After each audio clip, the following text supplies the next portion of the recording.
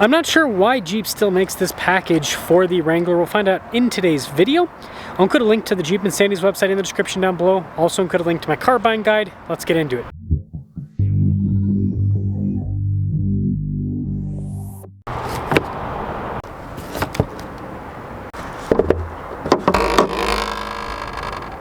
Powering this particular Sahara is a 3.6-liter V6 that goes through an 8-speed. It puts out 285 horsepower and then 260 pound-feet of torque. Fuel economy is supposed to be about 17 around 10, 22 on the highway-ish.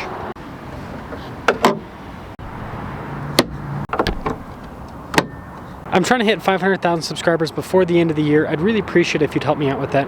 Now, when it comes to the hood of the Sahara, not much is happening. It doesn't have any decals or anything. You do get the upgraded turn signals as well as the headlights, and you've got nice silver trim on the grille too. More silver trim around the fog lights, but then it's got the plastic bumper. The plastic bumper looks less premium, but then the silver elements look more premium. Tire wheel setup is 255 by 70 by 18, silver on the outside with the metallic gray in the center. We've got these nice body painted fender flares. The hard top is also painted to match. So that part of it definitely looks more premium, but no rock rails, funny enough. And the reason I say that is the bottom looks kind of naked without them. When it comes to the key fob, we've got the Jeep logo here. We have our lock and unlock function, remote start built into it too. We've got keyless entry for the rear tailgate here, so you can open that up very easily. And then in normal Jeep fashion, you've got the window, and there's a decent amount of storage space in the back. However, the cage does get in the way of storage just a bit, and got a 12-volt back here. Almost forgot, this also has the upgraded Alpine sound system. Now let's close it all up. So window first, and then tailgate second. You also got the upgraded taillights as well as the Sahara logo there, and the extra recovery point in the rear bumper. Spare tire, of course, and I will say again, with the painted elements, looks pretty cool. Let's now check out the interior. So they give you the soft touch up top, down below too with the bronze stitching. Nice trim here on these seats, so you've got the leather upgrade. Now the Wrangler's not massive here in the back, but it's pretty easy to fit. And then we do have some vents here in the rear, as well as window controls and an outlet. Keyless entry for the front door. More soft touch at the top of the front door panel, as well as more of that bronze stitching. Really cool trim here with the front seats, and it looks like the driver's seat's power adjustable with lumbar support. The passenger seat's also power adjustable with lumbar support. And start it up. Soft touch trim all around the steering wheel. You've got the Jeep logo front and center. This package comes with adaptive cruise control as well as the radio controls mounted on the back, and then you have controls for the center stack on the left side. The upgraded gauge cluster that has the digital element in the center, which can give you different bits of vehicle info, and then the driveline display there off to the side. This also comes equipped with the front and the rear camera, which is a nice upgrade. We've got the bigger screen, which is standard in all Jeeps now, but you notice this one has the dual zone climate, heated seats, and a heated steering wheel. And Jeep also still gives you physical controls for all of that. You also have analog controls for the radio, off-road cruise control. This comes with auto stop start, but you can turn it off. Window controls all in the center. You've got your little media tab here with the 12 volts off to the other side. 4 auxiliary switches with this too. Then this has a part-time 4-wheel drive system with a 2-speed transfer case. It's also a regular parking brake with some cup holders down below, and then the center console's got good space here, nice trim on the top section. Being a top with the hard top, this actually has the added insulation. When it comes to pricing, this sticker's for almost $63,000. Let's see how it performs. Time to set off in the Sahara, and I was gonna say, it kind of feels like the Sahara right now. Maybe not quite as bad, but indicates 102 degrees. But you always have to remember, heat in Utah is a little bit different. It's dry heat, so it's not as insufferable as the east coast of the US, but the higher elevation means you get more radiation from the sun, which just kind of balances out. It's like, okay, well, you're closer to sea level on the east coast, so you get less sun radiation, but the humidity, and then here it's like less humidity but more sun radiation.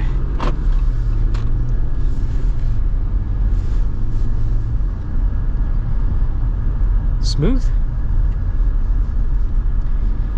I'm really struggling with this package though, because I mean, it drives great for a Wrangler. I mean, you got the new glass that helps out with overall sound deadening. It's pretty darn smooth.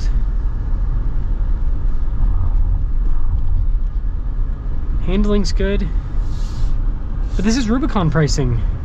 And like, I understand the concept of the Sahara, right?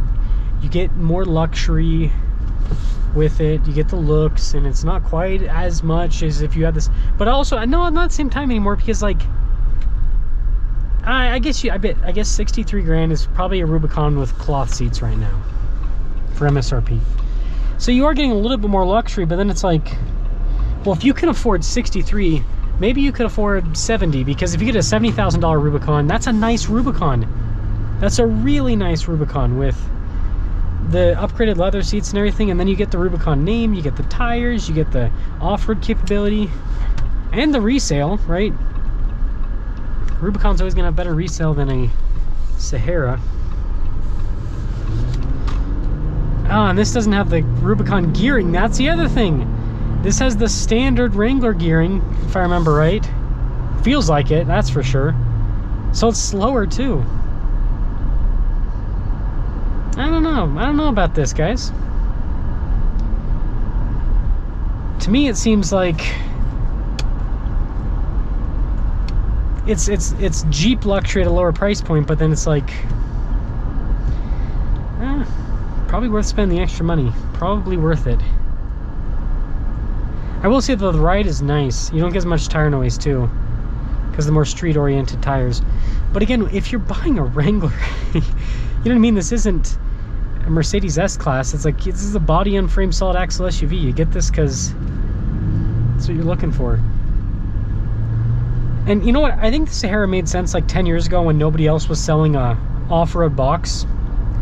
But now that you've got like the new Toyota Land Cruiser that's boxy, the Land Rover Defender as well, that are kind of more luxe in terms of the interior and then the experience because of the sound deadening, it kind of makes this obsolete in a sense.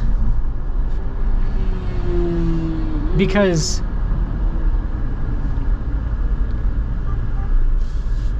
you know, if you're gonna go for the Lux, you might as well go all the way in rather than getting a convertible with solid axles, front and rear. I don't know. And the Defender's even unibody, so like that's like as car-like as it gets. Yeah, this does drive well. This does drive well. So the Sahara package, I think it's a fine package in terms of what it offers. I just don't think it makes sense in the Jeep lineup anymore. I think that Jeep should just cut it and just focus on the Rubicon. Like, the more that I review cars, the more that I think that automakers should simplify their lineups, because I know that Americans want what they want, but also I think Tesla's shown that standardization works. I think that Toyota shows that too, because like Toyota doesn't have 50 different versions on their Tier D Pro, for example, or they've got quite a few 4Runners package wise, but it's like Tier D off-road, Tier D Pro, Trail Hunter, there's your off-road variants, right? One's for overlanding, or you know, the uses make sense. One's for overlanding, one's for high speed, and one is entry level. So I think Jeep should consider doing the same thing with the Wrangler and just cutting out any of the luxury. Like, still offer leather seats and everything, but I'm saying cut out the luxury packages. I think the Wrangler should basically have just like bare bones, stripped out base model, and then Willys, and then Rubicon. Get rid of the Sahara, get rid of the fancier Sport. I think that what would make more sense rather than having a fancy Sport is just if you get rid of the Sport S and just put all that in the Willys and make the Willys slightly less expensive, boom, good to go. Good to go. So I think there's a lot that sorry, I gotta make sure okay, I think there's a lot that Jeep could do to standardize things, and I think one of them is just getting rid of this package. I mean, let me know if you disagree, but I don't see the point of the Sahara anymore.